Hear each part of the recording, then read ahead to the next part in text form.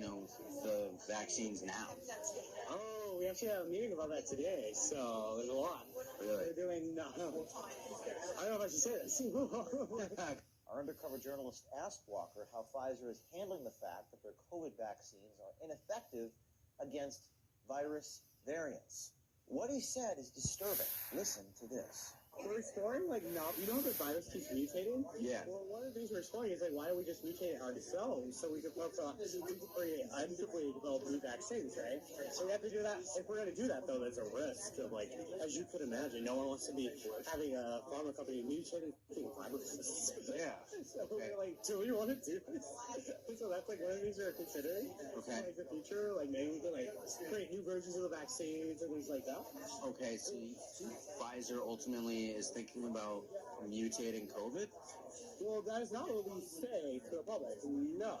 That's why it was a thought that came up at a meeting, and we were like, why do we not? It was we're going to consider that with more discussions. Okay. That exact reaction, right? We're like, wait a minute, people won't like that. That's right. It appears that Pfizer is internally discussing the possibility of mutating the COVID virus themselves in order to tailor a vaccine to sell to the public. Listen to Walker describe in detail just how they would conduct such a scientific experiment, first in living animals. So the way that we're thinking about it, don't tell anyone this whole thing. You gotta publish your own title. You gotta publish your own title. Okay, So the way it would work is we put them in the virus in these monkeys. Okay. And then we successively cause them to keep infecting each other. And we collect serial samples from them, and then the ones that are more infectious, like the virus, we'll put them in another monkey and you just constantly actively mutate it. That's one way. Or you can even do directed simulation, which we tend not to prefer. And then you just sample what the different proteins on the surface of the virus look like over time. So then you get some mutation, and you can force it to mutate in a certain way you want. Because you have to be very controlled to make sure that this virus that you mutate doesn't create something it goes everywhere. Something crazy. Is the way that the virus started and moving on. To be honest, it makes no sense if these viruses pop out of nowhere. Yeah, I know. COVID virus experimentation on live monkeys? This is unethical, to say the least, and Walker describes those experiments as if they are ongoing and not simply a hypothetical discussion. So, when is Pfizer going to implement the mutation of all these viruses? I don't know. Depends on how the experiments work out. Because this is just something that's dying, right? Well, you're not supposed to do gain function research of the viruses. Probably not. But you do these selected threshold mutations to try to see if you can make more potent. Yeah. So there is research ongoing about that. I don't know how that's going to work. There not being more outbreaks because Jesus Christ. So, tell me more, what's developing with the whole, virus mutation process? Mm-hmm. Well, they're still kind of conducting the experiments on it, but it seems like from what I've heard, they're kind of optimizing it, but it's going slow. Everyone's very cautious. Right. Obviously don't want to kind of accelerate it too much. Yeah.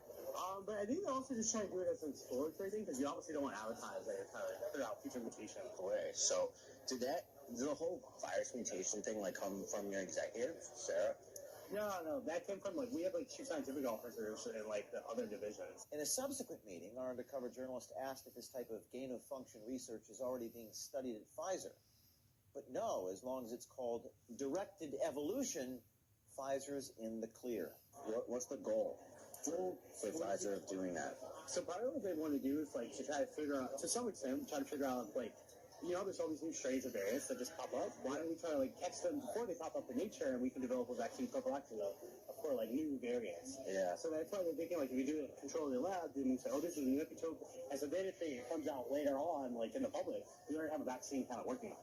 Oh my God, that's perfect. Mm-hmm.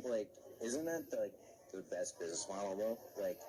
Just control nature before nature even happens itself, right? Yeah, if it works. What do you mean if it works? Because some of the times there were just mutations that pop up, right, and we're not prepared for it, with Delta or Omicron, right, and things like that. So who knows? Either way, it's gonna be a cash cow. COVID will probably be a cash cow for us for a while going forward. Yeah, I obviously Well,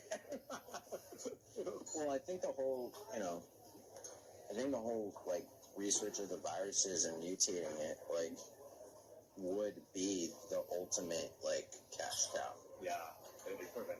Now, you would think that creating viruses to sell the vaccine would be illegal. But no.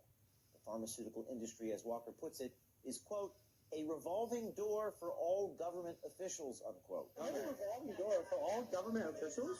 Wow. Yeah, for any industry, though. So, like, in the pharma industry, all the government officials who, like, review our drugs, once they come work for pharma companies. Like, in the military, like, all the, like, army and defense, like, government officials eventually go work for the defense company afterwards.